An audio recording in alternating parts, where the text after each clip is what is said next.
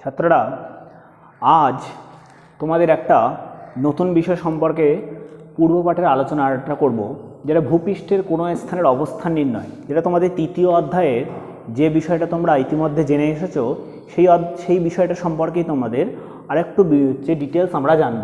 ভূপৃষ্ঠের কোনো স্থানের অবস্থান নির্ণয়। তাহলে ভূপৃষ্ঠ মানে পৃথিবী পৃষ্ঠের কোনো একটা নির্দিষ্ট স্থান, সেই স্থানের অবস্থান নির্ণয়। অবস্থান মানে সেই জায়গাটা কোথায় এবং তার অক্ষাংশ কত এবং দ্রাঘিমাংশ বিস্তৃতি কত বা অক্ষরেখা দ্রাঘিমার কত হচ্ছে পার্থক্য, সেটা কত, সেখানে এটা কোথায় অবস্থান করে, সেটাই এই অধ্যায়ে বা কীভাবে জানবো সেটাই এই অধ্যায়ে কিন্তু আমাদের বিষয়বস্তু। তাহলে ভূপৃষ্ঠের কোনো স্থানের অবস্থান নির্ণয়, তাহলে ভূপৃষ্ঠের কোনো স্থানের অবস্থান নির্ণয় জানতে গেলে তাহলে কী করতে জানবো, মানে কী দরকার, প্রয়োজনীয়তা কী? তাহলে ভূপৃষ্ঠের অবস্থান নির্ণয় জানতে গেলে কী হবে, কোনো একটা নির্দিষ্ট স্থানের সঠিক মানচিত্র তৈরি করতে পারবো। তাহলে সেই স্থানটা কোথায়, কত ডিগ্রি থেকে কত ডিগ্রি এবং সেই স্থানের কোন দিকে কেমন কি আছে, সেইগুলো জানলে কিন্তু কোনো একটা জায়গার কিন্তু আমরা মানচিত্র তৈরি করতে পারবো।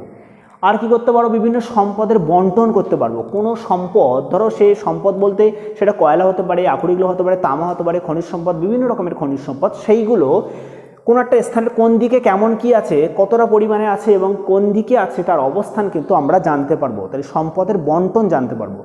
সময় তারিখ বার নির্ণয় করতে বার করতে পারবো আমরা। সেটা কোনো একটা স্থানের সেটা কোনো দিকে গেলে বাড়বে না কমবে সেই ধারণা কিন্তু আমরা এই অবস্থান নির্ণয় করে কিন্তু জানতে পারবো। এবং পরিবহন, কোনো একটা এক জায়গা থেকে যখন অন্য জায়গায় কোনো হচ্ছে পরিবহনের মাধ্যমে আমরা যাব, সেই অবস্থান কিন্তু যদি জানা থাকে তাহলে কিন্তু সেই স্থানে কিন্তু আমি খুব সহজে বিভিন্ন যে কোনো হচ্ছে পরিবহনের মাধ্যমে কিন্তু সড়ক পথ হতে পারে, জলপথ হতে পারে, রেলপথের মাধ্যমে আমরা যেতে পারবো। তাহলে অবস্থান নির্ণয় কিন্তু গুরুত্বপূর্ণ। তাহলে এই অবস্থান, কোনো একটা স্থানের অবস্থান নির্ণয় করতে গেলে মূলত দুটো জিনিসকে আগে জানতে হবে, অক্ষরেখা এবং দ্রাঘিমা রেখা। অক্ষরেখার দ্রাঘিমা রেখার ভিত্তিতেই কিন্তু কোনো একটা স্থানের সঠিক অবস্থান কিন্তু আমরা জানতে পারবো।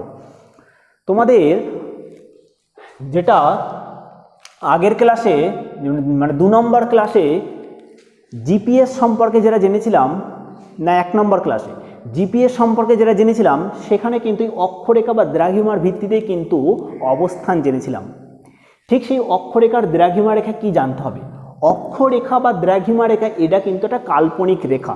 কি একটা কাল্পনিক রেখা। যদি আমরা এটা গোল পৃথিবী কল্পনা করি এবং এই গোল পৃথিবীটার উপরে তোমরা দেখতে পাবে বিভিন্ন গ্লোব দেখতে পারো, বিভিন্ন ম্যাপে যখন তোমরা পৃথিবীর ছবি দেখবে এই পৃথিবীর ছবির উপরে এরকম লম্বালম্বি দাগ দেওয়া থাকে, আবার এরকম আড়াআড়ি বিভিন্ন দাগ দেওয়া থাকে। তাহলে এই দাগগুলো কি, এই দাগগুলো হচ্ছে অক্ষরেখার দ্রাঘিমা রেখা। তাহলে এই দাগগুলো কি অরিজিনাল পৃথিবী থেকে আছে? না, এই দাগগুলো সবই কিন্তু কল্পনা করা হয়, অক্ষরেখা এবং দ্রাঘিমা রেখা। তাহলে আমরা জানি এটা হচ্ছে উত্তর, এটা দক্ষিণ, এটা হচ্ছে পূর্ব, এটা হচ্ছে পশ্চিম। এই পূর্ব থেকে পশ্চিম বরাবর পৃথিবীর উপর দিয়ে যখন এরকম আড়াআড়িভাবে দাগ টানা হয়, সেই দাগগুলো হচ্ছে অক্ষরেখা। কি পূর্ব থেকে পশ্চিম বরাবর আড়াআড়িভাবে যে দাগগুলো কল্পনা করা হয় সেগুলো হচ্ছে অক্ষরেখা। আর দ্রাঘিমা রেখা কি, এটা উত্তর, এটা দক্ষিণ। এই উত্তর থেকে দক্ষিণ বরাবর এরকম যখন দাগ এরকম কল্পনা করা হয়, সেই দাগগুলোকে বলছে দ্রাঘিমা রেখা। তাহলে অক্ষরেখা জানলাম আড়াআড়িভাবে, আর দ্রাঘিমা রেখা লম্বভাবে থাকে। তাহলে অক্ষরেখার দ্রাঘিমার ভিত্তিতে বা এর মধ্যে পার্থক্য আছে। তাহলে এর মধ্যে আমরা কি পার্থক্য করতে পারবো, অক্ষরেখাগুলো কি পূর্ব থেকে পশ্চিমে টানা হয়, দ্রাঘিমা রেখাগুলো উত্তর থেকে দক্ষিণে এটা কল্পনা করা হয়। অক্ষরেখাগুলো তোমরা দেখো, এইগুলো সবই এক একটা সমান দাগ, একটা দাগ, একটা দাগ। এই দাগকে আমি যতই বিস্তৃত করে বর্ধিত করি না কেন, কেউ কারোর সাথে কিন্তু কখনো মিলবে না। যদি দুটো পরস্পর সমান সরলরেখা যদি এরকম পরস্পর বর্ধিত করলে যদি একে অপরের সাথে না মেলে, তাহলে আমাদের কী বলি আমরা, সমান্তরাল সরলরেখা, তাই তো? মানে ট্রেন লাইনের দুটো পাটি কিন্তু কখনো একে অপরের সাথে মেশে না, তাহলে তারা কিন্তু সমান্তরাল সরলরেখা হিসেবে আছে। অক্ষরেখাগুলো কিন্তু ঠিক এরকম সমান্তরাল সরলরেখা হিসেবে আছে। কিন্তু দ্রাঘিমা রেখাগুলো দেখো, এখান থেকে শুরু হয়ে আবার ঘুরে এসে আবার ঠিক সেই জায়গার স্থানে, এবং সবকটা দাগই কিন্তু এক জায়গায় মিশে গিয়েছে, এবং দাগগুলোর মধ্যবর্তী ব্যবধান কিন্তু সমান নয়, কোথাও বেশি কোথাও কম। তাহলে এগুলো কিন্তু সমান্তরাল নয়। তাহলে এটাও কিন্তু অক্ষরেখা দ্রাঘিমার ভিত্তিতে আমরা পার্থক্য করতে পারি, অক্ষরেখাগুলো সমান্তরাল আর দ্রাঘিমা রেখাগুলো কি সমান্তরাল নয়। এবারে সংখ্যাগত দিকে যদি আমরা বিচার করি, অক্ষরেখা পৃথিবীর মাঝ বরাবর কিন্তু একটা দাগ থাকে, সেইটা হচ্ছে বলা হয় নিরক্ষরেখা। এর মান হচ্ছে 0 ডিগ্রি। আমরা যে কোনো সংখ্যা গণনা করতে গেলে 0 থেকে আমরা শুরু করি, তাহলে এইটা হলো 0। এই 0 থেকে যদি ওপরের দিকে যাওয়া হয়, উপরে কত নেই 90 পর্যন্ত, 1 2 3 4 করে করে 90 পর্যন্ত। ঠিক আবার অনুরূপভাবে নিচের দিকে যদি আমরা দেখি, তাহলে 0 থেকে 1 2 3 4 করে করে 90 পর্যন্ত। তাহলে দেখো দুই দিকেই 90, এটাকে বলা হয় 90 ডিগ্রি উত্তর, আর এটা হচ্ছে 90 ডিগ্রি দক্ষিণ। তাহলে নিরক্ষরেখার উভয় পাশে 90টা করে। তাহলে মোট সংখ্যা কয়টা? তাহলে এইদিকে 90, এইদিকে 90, মোট কি 180? মোট কি 180টি? না, মোট 180 না। কেননা এই 0 থেকে যখন আমি এদিক থেকে গুনি 1 2 3 4 করে করে 90 হলো, তাহলে 0কে গুনে মোট 90 হলো। আবার এইদিকে যখন গুনবো, তাহলে আবার সেই 0কে গুনে আবার 90 করবো, তাহলে 0 তো দুবার গোনা হচ্ছে। তাই জন্য এদিকে 90 এদিকে 90, মোট 180 হয়, কিন্তু 0কে দুবার গোনা যাবে না, একবার গুনতে হবে। তাই একটা এখান থেকে একটা মাইনাস হবে, মোট 179টা। মোট অক্ষরেখা কটা? 179টা। আর দ্রাঘিমারেখা কটা? ঠিক পৃথিবীর মাঝ বরাবর একটা এরকম দাগ টানা থাকে, সেটাকে বলা হয় মূল মধ্যরেখা। এর মানও কিন্তু 0 ডিগ্রি। তাই 0 থেকে গোনা শুরু করব। তাহলে 0 থেকে যদি পুরো পৃথিবীটাকে এরকম গোল একটা জিনিসকে যদি আমি এরকম গোনা শুরু করি, তাহলে এইভাবে যদি এরকম টানা হয় 1 2 3 4 5 6 7 8 9 করে করে পুরো আসবে 360টি। মোট কটা? 360টি। মোট দ্রাঘিমারেখা আছে 360টি। আর মোট অক্ষরেখা কটা? 179টা। অক্ষরেখা আর দ্রাঘিমারেখা জানলাম, এদের মাপ সংখ্যা জানলাম, এদের মান জানবো। মান মানে এই যে মানলাম, মান যেটা 0 10 20 30 করে, সর্বোচ্চ মান হচ্ছে 90 আর সর্বনিম্ন মান হচ্ছে 0। আর দ্রাঘিমার সর্বোচ্চ মান হচ্ছে 180। এদিক থেকে 0 থেকে 1 2 3 4 করে করে দ্বিগুণা হয়, এটা 180 হবে। তাহলে এইদিকে 180 আর এইদিকে 180, মোট করা হলো 360। মোট করা 360। এই অক্ষরেখার ভিত্তিতে মূলত দুটো গোলার্ধ নির্ণয় করা হয়, কি? একটা উত্তর গোলার্ধ, একটা দক্ষিণ গোলার্ধ। আর এই দ্রাঘিমারেখা বা মূল মধ্যরেখা, এর ভিত্তিতে দুটো গোলার্ধ, এটা হচ্ছে পূর্ব গোলার্ধ, এটা হচ্ছে পশ্চিম গোলার্ধ নির্ণয় করা হয়। তাহলে অবস্থান নির্ণয় করতে গেলে কিন্তু অক্ষরেখা এবং দ্রাঘিমারেখা কিন্তু অবশ্যই দরকার। কিভাবে অবস্থান নির্ণয় করা হয়? যদি আমাদের সামনে এরকম অক্ষরেখার দ্রাঘিমারেখা আছে এবং আমার সাথে একটা জিপিএস মেশিন আছে, তাহলে কিন্তু সেই জিপিএস মেশিন সেই স্যাটেলাইটের সাহায্যে কিন্তু খুব সহজেই কিন্তু আমি এই কত ডিগ্রি অক্ষরেখা আর কত ডিগ্রি দ্রাঘিমারেখা বরাবর ছেদ করেছি সেই জায়গায় আছি, তাহলে কিন্তু আমাকে সঠিকভাবেই সেই জিপিএস মেশিনের সাহায্যে আমার অবস্থানটা কিন্তু দেখাবে বা সংখ্যাগত দিঘা দেখাবে। তাহলে খুব সহজেই আমি কোনো জায়গার অবস্থান কিন্তু আমি নির্ণয় করতে পারবো অক্ষরেখা এবং দ্রাঘিমারেখার ভিত্তিতে। অক্ষরেখা জানলাম, দ্রাঘিমারেখা জানলাম, এবার জানবো অক্ষাংশ। একটা হচ্ছে অক্ষাংশ, একটা হচ্ছে দ্রাঘিমাংশ। অক্ষাংশ হলো এই একটা অক্ষরেখা, এই একটা অক্ষরেখা, বোঝা গেল? এই একটা অক্ষরেখা, এই একটা অক্ষরেখা, পৃথিবীর কেন্দ্র এইটা। এই দুটো অক্ষরেখার মধ্যবর্তী স্থানকেই বলছে অক্ষাংশ। দুটো অক্ষরেখার মধ্যবর্তী স্থানকেই বলছে অক্ষাংশ। আর দ্রাঘিমাংশ কি? এই একটা দ্রাঘিমারেখা, এই একটা দ্রাঘিমারেখা, এই দুটো দ্রাঘিমারেখার অবস্থান, মধ্যবর্তী অবস্থানকে বলছে দ্রাঘিমাংশ। যদি এটাকে একটা তরমুজ কল্পনা করা হয়, তরমুজকে দেখবে বিভিন্ন সময় বিক্রির সময় এরকম এটা কেটে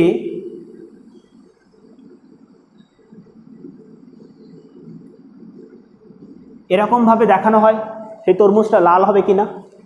আবার কখনো কখনো এই তরমুজটাকে এরকমভাবে না কেটে পুরো একদম এ মাথা থেকে এ মাথা পুরো একটা পিস কাটতে পারে, তাহলে এরকম একটা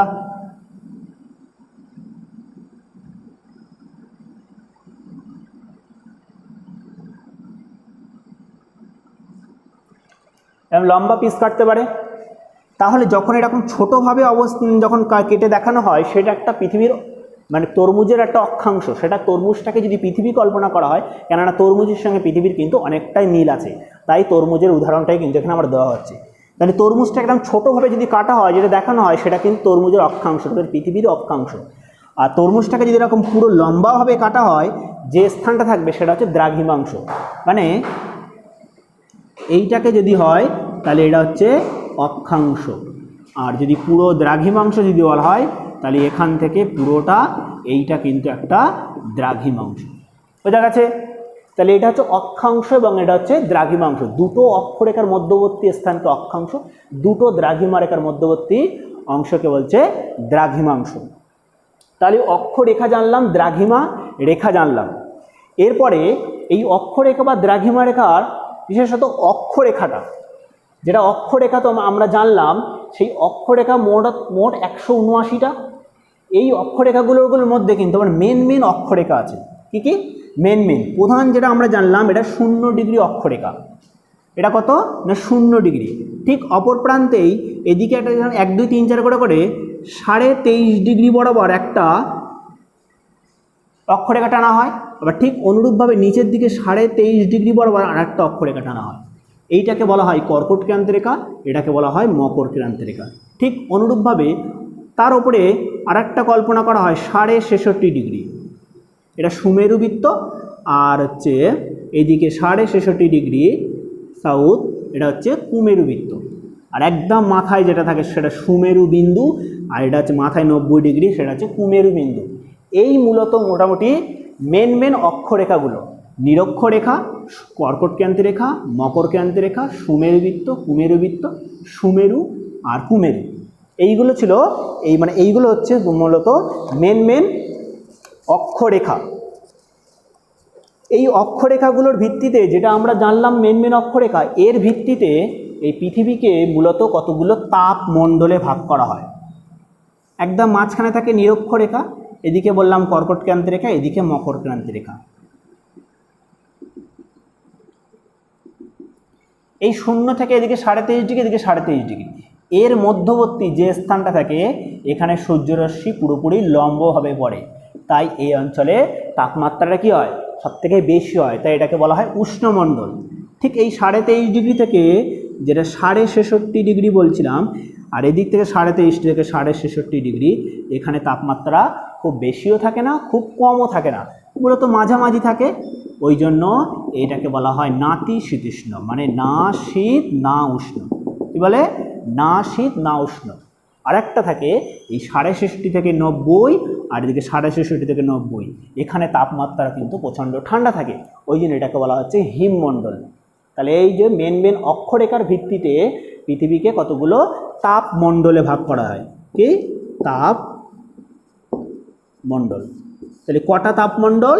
মূলত 3টে তাপমণ্ডল, একটা উষ্ণমণ্ডল, একটা উষ্ণমণ্ডল, একটা নাতিশীতোষ্ণ মণ্ডল, আর লাস্টেটা হচ্ছে হিমমণ্ডল। এই যে অক্ষরেখা জানলাম, অক্ষরেখার ভিত্তিতে তাপমণ্ডলগুলো জানলাম। এইবারে যেটা আমরা জেনেছিলাম অক্ষাংশ, এই অক্ষাংশ তো আমরা জানলাম দুটো অক্ষরেখার মধ্যবর্তী, আর দ্রাঘিমাংশ দুটো দ্রাঘিমা রেখার মধ্যবর্তী। তাই এই অক্ষাংশ নির্ণয় করব কিভাবে? এই অক্ষাংশ নির্ণয় করতে গেলে কতগুলো যন্ত্র আছে। অক্ষাংশ কোনো একটা জায়গার, ধরো আমি দুটো স্থান, মানে দিনের বেলা বা রাতের বেলা। দিনের বেলা এই পৃথিবীর, এটা যদি পৃথিবী দিনের বেলা সেই উত্তর গোলার্ধ বা দক্ষিণ গোলার্ধে যে কোনো জায়গারই অক্ষাংশ নির্ণয় করতে হয় যে যন্ত্রটার সাহায্যে, সেটা হচ্ছে সেক্সট্যান্ট আর থিওডালাইট।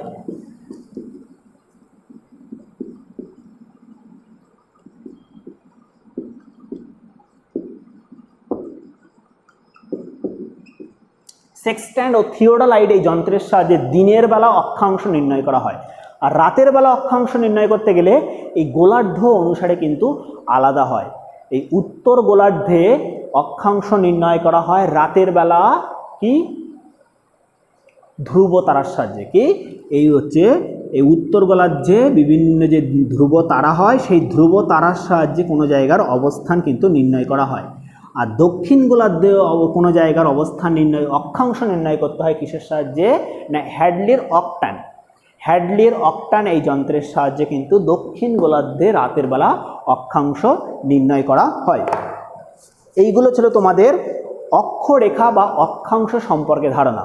এরপরে দ্রাঘিমাঙ্গ রেখা সম্পর্কে ধারণার মধ্যে দ্রাঘিমা রেখা কাকে বলে আমরা জেনেছিলাম, অক্ষরেখা দ্রাঘিমা রেখার পার্থক্য আমরা জেনেছি, বা তোমরা আগেও জেনেছো। এই দ্রাঘিমা রেখা সম্পর্কে জানতে গেলে কতগুলো বিষয় আছে।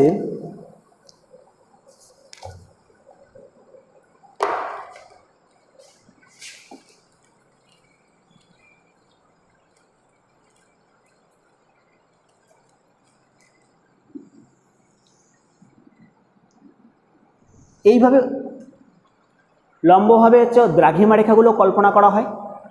এই দ্রাঘিমা রেখাগুলোর মধ্যে আমরা যেটা জেনেছিলাম, শূন্য থেকে ঘুরতে ঘুরতে ঘুরতে গিয়ে 360 ডিগ্রি, 360খানা মোট দ্রাঘিমা রেখা। এই 360টা দ্রাঘিমা রেখার মধ্যে একটা দ্রাঘিমা রেখা আছে 180 ডিগ্রি, যেটা এখানে। তাহলে এই 180 ডিগ্রি মানে ধরো পৃথিবীর, এটা ধরো পৃথিবী যদি কল্পনা করা হয়, তাহলে এই দিকে যদি শূন্য হয়, তার ঠিক উল্টো দিকে কী হবে? তাহলে 180 ডিগ্রি হবে। তাহলে এদিকে 1 2 3 4 করে এদিকে 180 ডিগ্রি। তাহলে এই অপর প্রান্তে সেই 180 ডিগ্রি যে একটা দ্রাঘিমা রেখা, সেই 180 ডিগ্রি দ্রাঘিমা রেখাকে আমরা নিই, এই 180 ডিগ্রি দ্রাঘিমার একটা নাম আছে, সেটাকে বলা হয় আন্তর্জাতিক তারিখ রেখা। কি বলে? আন্তর্জাতিক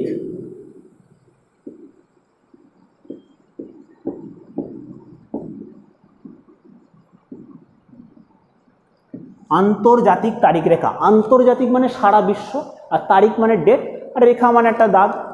সারা বিশ্বে মানে সারা পৃথিবীর একটা তারিখ নির্ণয় করা হয়, সেটা কত তারিখ হবে, সেই তারিখটা হচ্ছে এই 180 ডিগ্রি দ্রাঘিমা রেখাকে বলা হয় আন্তর্জাতিক তারিখ রেখা। কিন্তু এই 180 ডিগ্রি দ্রাঘিমার এই দিকটা হচ্ছে পূর্ব, আর এই দিকটা হচ্ছে পশ্চিম। এই দ্রাঘিমা রেখা থেকে যদি পূর্ব দিকে যাওয়া হয়, তারিখ কিন্তু বাড়ে, আর এই তারিখ এই রেখা থেকে যদি পশ্চিম দিকে যাওয়া হয়, তাহলে কিন্তু তারিখ কিন্তু কমবে। যদি কোনো একটা স্থানে এই 180 ডিগ্রি আছে এবং এই দিকে যদি 1 জানুয়ারি হয়, ঠিক তা এই দাগের এই দিকে কিন্তু 31শে ডিসেম্বর। বলতে পারলাম? এই তারিখের পূর্ব দিকে যদি যাওয়া হয়, সময় কিন্তু বাড়ে, আর এই তারিখের যদি এই পশ্চিম দিকে যাওয়া হয়, সময় কিন্তু কমে বা তারিখ কমে। তাই এটা কিন্তু 1 জানুয়ারি, এটা কিন্তু তার আগের দিন কম হবে। তাহলে 1 জানুয়ারির আগের দিন কী হবে? 31শে ডিসেম্বর।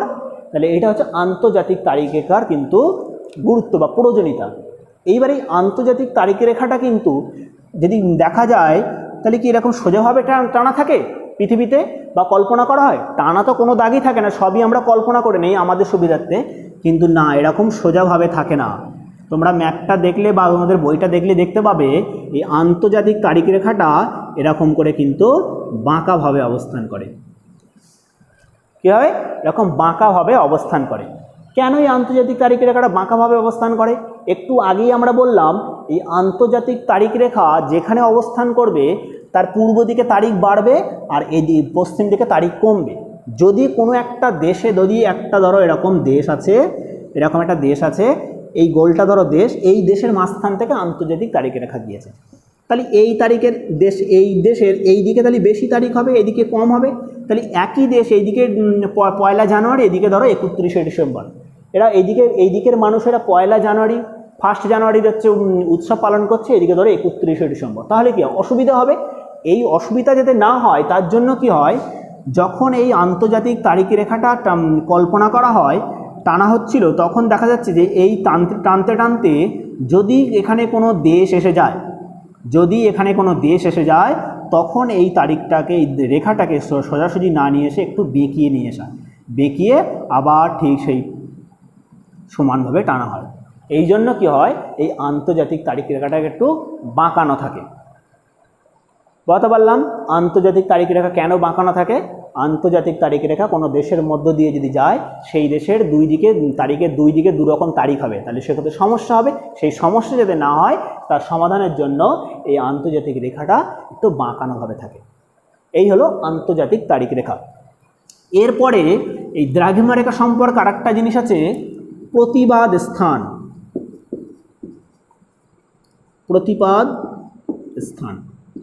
প্রতিপাদ স্থান হলো, যদি আমি এটা পৃথিবী কল্পনা করি, এটা হচ্ছে নিরক্ষরেখা, এদিকে গোলার্ধ, এদিকে গোলার্ধ। যদি আমি এই জায়গাটায় কোনো একটা স্থান কল্পনা করি, ধরো এ বিন্দু, ঠিক প্রতিপাদ স্থান কী হবে? ঠিক অপর প্রান্তে, অপর প্রান্তে যে বিন্দুটা থাকবে, এই সোজাসুজি অপর প্রান্তে যে বিন্দু থাকবে সেইটাই হবে তার প্রতিপাদ স্থান। তাহলে বি বিন্দু হলো এ বিন্দুর প্রতিপাদ স্থান। কোনো স্থান ঠিক তার অপর প্রান্তে, মানে অপর প্রান্তে বা অপর গোলার্ধে যে স্থান থাকে সেই বিন্দুটা হলো প্রতিপাদ স্থান। এই স্থান থেকে এই স্থানের সময়ের পার্থক্য কিন্তু 12 ঘন্টা। প্রতিপাদ স্থানের এক প্রান্ত থেকে অপর প্রান্তের সময়ের পার্থক্য কত হয় না, হচ্ছে 12 ঘন্টা। বোঝাতে পারলাম প্রতিপাদ স্থান কী জিনিস? প্রতিপাদ স্থান হলো কোন একটা স্থান ঠিক তার অপর প্রান্তে, এখানে যে বিন্দুটাকে ধরা হয় ঠিক ওই অপর বিন্দু, ওই বিন্দুর ঠিক বিপরীত গোলার্ধে যে স্থান হয় সেটাই তার প্রথম স্থানের প্রতিপাদ স্থান। দুটো স্থানের মধ্যে সময়ের পার্থক্য হচ্ছে 12 ঘন্টা। এই প্রতিপাদ স্থান জানার পরে সময় সম্পর্কে আর একটা জিনিস জানবো। সময় তো আমরা সবাই জানি, আমরা যে টাইম দেখি সময় আবার মূলত দুই রকমের হয়। একটা হচ্ছে স্থানীয় সময়, একটা হচ্ছে প্রমাণ সময়। স্থানীয় সময় হলো, স্থানীয় সময় মানে কোনো একটা স্থানের উপরে এইভাবে বিভিন্ন রকমের দ্রাঘিমা রেখাগুলো কল্পনা করা থাকে। এই দ্রাঘিমা রেখার উপরে কোনো একটা সূর্যরশ্মি পড়ছে, সূর্যরশ্মি ঠিক মাথার উপরে পড়লে সেখানে কি হবে? 12টা হবে, তাই তো? ঠিক এখানে যখন 12টা হবে, আবার সূর্যরশ্মি সবসময় এই জায়গাটায় তো 12টা থাকবে না, এখানে পড়বে না, কারণ পৃথিবী সরে যাবে। পৃথিবী যখন সরে যাবে তখন আবার পরবর্তী ক্ষেত্রে কী হবে? এই দাগটার উপরে সূর্যরশ্মি লম্ব হয়ে পড়বে, তখন আবার এখানে 12টা হবে। আবার কিছু সময় এই দাগের উপরে পড়বে, তখন এখানে আবার 12টা হবে। তাহলে এক এক জায়গায় এক এক রকমভাবে 12টা হচ্ছে। কোনো একটা নির্দিষ্ট স্থানের উপরে যখন সূর্যরশ্মি পড়ে, সূর্যের মধ্যাহ্ন মানে সূর্যের অবস্থান মাথার উপরে কল্পনা করে যে মধ্যাহ্ন নির্ণয় করা হয়, সেটাই সেই স্থানের অবস্থান নির্ণয়, মানে সূর্যকে কেন্দ্র করে কোনো জায়গার অবস্থান নির্ণয় করা হয়, সেটাই হলো তার স্থানীয় সময়। স্থানীয় সময় কিন্তু অনেক হয়, এক এক জায়গায় কিন্তু এক এক রকমের হয়। আমি এখন যেখানে দাঁড়িয়ে আছি, এখন আমার এখানে যখন যার সময়, অপর প্রান্তে কিন্তু বা অন্য জায়গায় কিন্তু তার সময় কিন্তু আলাদা, তাই না? আমার মাথার উপরে যখন সূর্য লম্ব হয়ে পড়ে, কিন্তু আরেকটা দেশের উপরে কিন্তু তখন কিন্তু সূর্যরশ্মি লম্ব হয়ে পড়ে না, কেন? পৃথিবীটা এত বড় গোল, সূর্য যদি এখানে থাকে তাহলে এই প্রান্তে নিশ্চয়ই সূর্য থাকবে না, আবার এখানে যদি সূর্য থাকে তাহলে এখানে থাকবে না, তাহলে কিন্তু স্থানীয় সময় কিন্তু আলাদা আলাদা। আর প্রমাণ সময়টা হলো ঠিক একই রকমভাবে কোনো একটা ধরো দেশ বা কোনো একটা জায়গা, তার উপরে একটা ধর দ্রাঘিমা রেখা গিয়েছে, এই দ্রাঘিমা রেখার উপরে সূর্য আছে, সূর্য ঠিক মাথার উপরে আছে, তাহলে এখানে 12টা হচ্ছে। সূর্য মাথার উপরে থাকা মানে 12টা, কিন্তু এইটাই ধরো একটা দেশ, এই গোল জিনিসটাই ধরো একটা দেশ। এই গোলটা এখানে যখন 12টা হয়েছিল, এখানে তখন কিন্তু 12টা হচ্ছে না, কিন্তু যেহেতু একটা দেশ হওয়ার জন্য এই জায়গাটাকে কিন্তু আমরা 12টা বলতে হচ্ছে।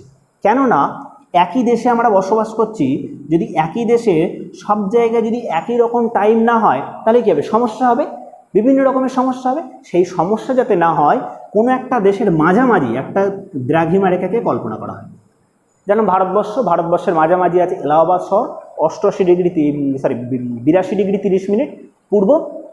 ওই দ্রাঘিমা রেখা যখন সূর্যরশ্মি লম্ব হয়ে পড়ে তখন দুপুর 12টা, তখন সারা ভারতবর্ষের সব মানুষ তখন বলা হয় দুপুর 12টা। কেননা ভারতবর্ষের একদম পূর্ব প্রান্ত অরুণাচল প্রদেশে তখন কিন্তু 12টা থেকে আরও পিছিয়ে গেছে, তখনও কিন্তু তাকে 12টা বলতে হচ্ছে, কেননা পূর্ব দিক থেকে আস্তে আস্তে পশ্চিম দিকে আসে। একই দেশে অবস্থান করার জন্য একই যাতে সময় থাকে, তার জন্য কিন্তু এই সময়টা নির্ণয় করা, তাই এটাকে বলা হচ্ছে প্রমাণ সময়। কোনো একটা স্থান বা দেশের মধ্যবর্তী যে দ্রাঘিমা রেখা গিয়েছে, সেই দ্রাঘিমা রেখার স্থানীয় সময়কে কেন্দ্র করে সেই দেশের সময় নির্ণয় করা হয়, তখন তাকে বলছে প্রমাণ সময়। তাহলে স্থানীয় সময় কিন্তু আলাদা আলাদা হয়, প্রমাণ সময় কিন্তু একটাই হয়। এইটাই ছিল স্থানীয় সময় আর প্রমাণ সময়ের মধ্যে কিন্তু পার্থক্য।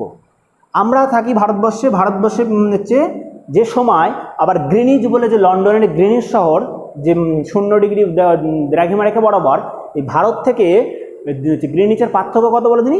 5 ঘন্টা 30 মিনিট। 5 ঘন্টা 30 মিনিট। 5 ঘন্টা 30 মিনিট কি এগিয়ে না পিছিয়ে? পিছিয়ে। আমরা পূর্ব দিকে আছি আর গ্রিনিচ পশ্চিম দিকে আছে। আমাদের যখন দুপুর 12টা বাজবে তখন কিন্তু, বা ধরো হচ্ছে গ্রিনিচে যখন দুপুর 12টা বাজবে, আমাদের তাও কী হবে, আরও 5 ঘন্টা 30 মিনিট বেশি হবে কিন্তু। তখন কিন্তু আমাদের বিকেল 5টা 30 মিনিট হবে। আর আমাদের যখন 5টা 30 মিনিট বিকেল, তখন কিন্তু গ্রিনিচের সময় কি 5 ঘন্টা 30 মিনিট পিছিয়ে হবে, তখন কিন্তু তাদের দুপুর 12টা হবে। এইটাই ছিল স্থানীয় সময় এবং প্রমাণ সময়ের পার্থক্য। তাহলে এই অধ্যায়ের মধ্যে আমরা কি কি জানলাম? অক্ষরেখা কি জানলাম, দ্রাঘিমা রেখা কি জানলাম, অক্ষাংশ কি জানলাম, দ্রাঘিমাংশ জানলাম।